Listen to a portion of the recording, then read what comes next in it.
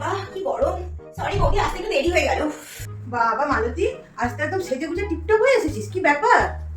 এখন আমিও তোমাদের মধ্যে বড় লোক হয়ে যাবো। আমার ব্যাগ দেখেছো? 2000 টাকা।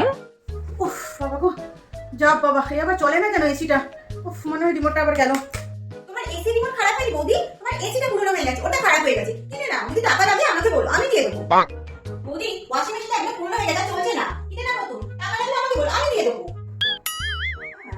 আরে একটা কেন, আমি দুটো করে বলেছিলাম, একটা আমার একটা আমার বরের। হ্যাঁ দুটো।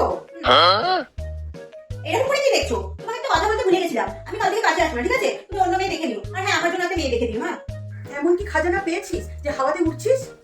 খাজানা না গো, আমার লটারি লেগেছে, লটারি, আমি কোটিপতি হয়ে গেছি। কোম্পানিটা কারোরপতি থেকে আমার ফোন এসেছিল, আমার টাকা ঢুকলো বলে আমি সব ডকুমেন্ট দিয়ে দিয়েছি। আরে ওসব ফেক হয়, তোর অ্যাকাউন্ট থেকে টাকা কেটে নিবে ওরা।